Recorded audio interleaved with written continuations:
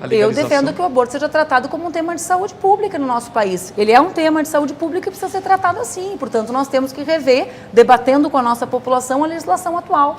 Mas, em tese, a escolha é da mulher, é da mãe. Em tese, a escolha, não, na minha visão, não é em tese. Na minha visão, deve ser escolha da mulher. Perfeito. Pena de morte. Eu sou contra a pena de morte. Eu acredito no ser humano e acredito que nós precisamos ressocializá-los à medida do possível ou nos proteger deles quando necessário. A descriminalização das drogas, da maconha em especial, né?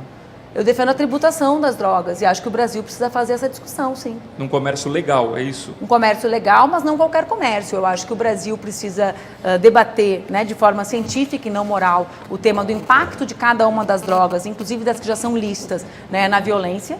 Né, precisa pensar para que servirá a tributação, porque o mero tributo não reparará as comunidades que vivem a guerra. Então, tributa só para criar um monte de monopólio de empresas gigantescas que vão lucrar e as pessoas nas comunidades que viveram, que morreram, que enterraram filhos vão seguir nessa situação? Não, eu defendo a tributação e defendo que o uso desse recurso seja para duas questões. Primeiro, investimento em comunidades que viveram a guerra das drogas e que têm impactos, portanto, grandes por isso. E segundo, em campanhas de conscientização sobre o uso abusivo de drogas e em políticas para tratamento das pessoas que fazem uso abusivo delas. E por fim, dado que o Estado é laico, o ensino religioso nas escolas públicas. Sou contra o ensino religioso, até porque a via de regra não aglutina o conjunto de religiões do povo brasileiro, né? Então, como eu defendo que os brasileiros e brasileiras, aliás, essa é uma conquista dos comunistas na Constituição de 46, Jorge Amado, né? Como eu defendo que o Estado brasileiro conviva, né, e garanta que todas as pessoas, com as suas religiões ou não religiões, convivam harmonicamente, é errado que apenas uma delas, porque a vida real é assim, seja manifestada no ensino.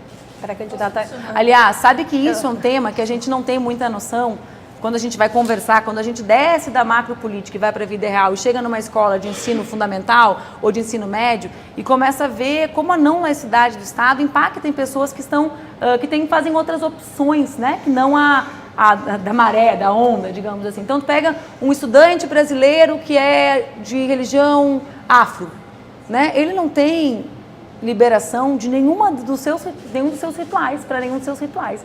Os católicos ou cristãos como eu, todos os domingos são liberados. Os metodistas, né, que têm um tema específico, com um determinado turno de um dia do nosso calendário útil. Então, acaba que isso prejudica e faz com que brasileiros que não são cristãos, como eu, né, sejam penalizados. Não é certo. Fala, Camila. Só complementando essas perguntas, queria saber a opinião da senhora a respeito da maioridade penal, da redução da maioridade penal e do armamento da população.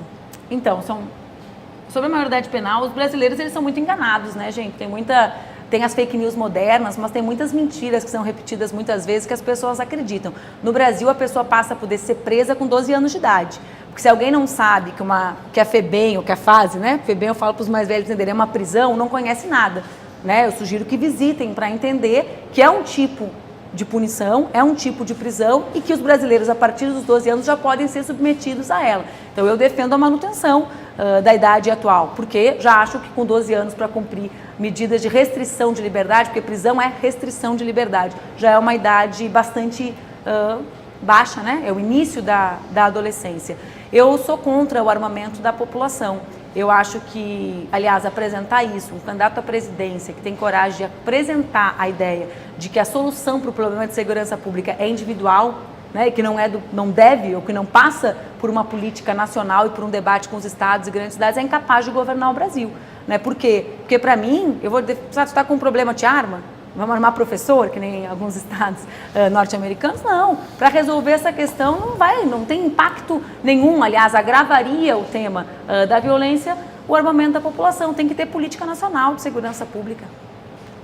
Eu queria falar sobre igualdade de gênero. Queria saber que medidas concretas a senhora propõe para que isso seja alcançado aqui no Brasil.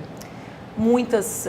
Eu tenho me esforçado, inclusive, bastante, porque o nosso debate de desenvolvimento ele passa muito pouco por esse conjunto de desigualdades que estruturam a desigualdade econômica e social brasileira. Né? E eu compreendo e vejo que essa desigualdade ela é construída a partir de duas questões fundamentais, gênero e raça. Né? Então, se é mulher, a desigualdade atinge mais fortemente, quando se é mulher negra, muitas vezes mais fortemente.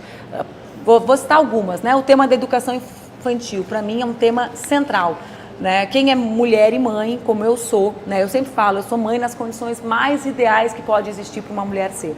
Né? De ter um pai que divide completamente as responsabilidades comigo, recursos humanos, portanto, né? E de ter recursos estruturais para pagar a creche da minha vida. E mesmo assim, eu falo e as pessoas acham que é brincadeira, Boechat, ser mãe da minha filha de 2 anos e 9 meses me dá mais trabalho do que ser pré-candidata à presidência da República.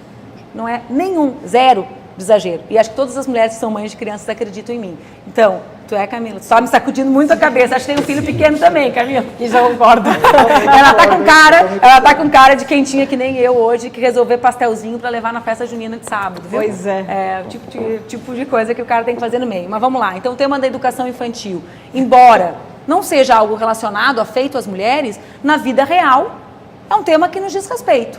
Né? Então, esse é um tema. 2, a gente elaborou uma proposta que o seguro-desemprego seja dobrado no tempo e no teto para as mulheres de crianças até 2 anos que se encontram em situação de desemprego. Né? Inclusive, é um debate que tem, como a legislação obriga a vaga só a partir do 3º ano, a nossa proposta inicial é 2 anos, existe uma reflexão sobre isso, certo? Não seria até o 3º ano? Porque é o período que as mulheres, sobretudo as mulheres mais pobres, ficam desempregadas. Terceira medida, estou elencando assim, elas estão em várias áreas do projeto, né? Então estou tentando sistematizá-las numa pastinha gênero, né? O tema da igualdade salarial. Né? Nós não podemos admitir que brasileiras e brasileiros recebam salários diferentes por trabalho igual. Né? Então o governo federal, o Estado, ele existe para quê? Né? Para nos dizer o que a gente pode ou o que não pode fazer. Então, as empresas brasileiras não podem pagar diferente por trabalhos iguais. O meu governo não vai licitar com a empresa que tem isso. Não é por quê? Porque tem que ser tratado como algo equivocado. Quarta questão, que eu acho que também é importante e é estrutural, embora não seja colocada de forma tal. Eu acredito que a educação precisa ser uma educação para a diversidade, certo? Nós temos índices tristes de aumento de suicídio de jovens, que tem relação com determinadas práticas que são, sobretudo, machistas, misóginas e homofóbicas, e o conjunto, né, lesbofóbicas, transfóbicas. Né, a gente tem suicídios que são muitas vezes levados por isso, e eu não acredito que a gente possa mudar o Brasil sem mudar a cabeça das pessoas. Né? Então, a gente precisa estruturar as nossas delegacias especializadas no atendimento à mulher, precisa. Né? A gente precisa garantir que esse atendimento, que a rede de atendimento prevista pela Lei Maria da Penha seja completa, prevista. Precisa, né? Está lá previsto as casas de passagem, as casas da mulher brasileira, como tinha um projeto no governo anterior. Agora, eu quero garantir que a minha filha não seja morta. Eu não quero ter que enterrar uma menina igual a minha filha. Acho que como que a gente faz isso? É educando brasileiros e brasileiras para a igualdade de gênero. Aí, às vezes, as pessoas falam assim, a escola vai falar isso, Manuela? As crianças não aprendem português e matemática. Pois é, para mim salvar a vida de mulher é tão importante quanto crase. Certo? É tão importante quanto somar 2 e 2 e acertar no 4. Não é menos. É tão importante quanto para nós sermos um grande país. Eu vou usar um dado que revela o impacto disso, porque às vezes quando fala a questão de gênero, né, acham assim, é a candidatura identitária, sabe? Não tem nada a ver. Existe como desenvolver um Brasil, ou um país como o nosso, enquanto dos 1.000 universitários, cada 1.000 universitários do Brasil, só 22 optam por áreas vinculadas à ciência e tecnologia. Existe como garantir retomada da atividade industrial? Assim? Não, né? Agora, desses 30, desses 22, só 7 são mulheres, 30%. Nós somos 52% das universitárias do Brasil, ou seja, é desconexo. Né? Por que a gente não tem isso tem relações históricas, né? Tem relação com a forma como nós educamos as nossas meninas e os nossos meninos. Outro dado que é revelador, nós somos a maior parte das acadêmicas, das universitárias, concurso público, né? A gente vira um número, a gente não tem cara no concurso público, a gente é um número. No vestibular, sendo um número, a gente passa bastante. Nós somos a menor parte das que chegam ao topo da carreira científica no Brasil. Então, eu acredito que o machismo estrutura a desigualdade e é um impeditivo para o crescimento e para o desenvolvimento nacional.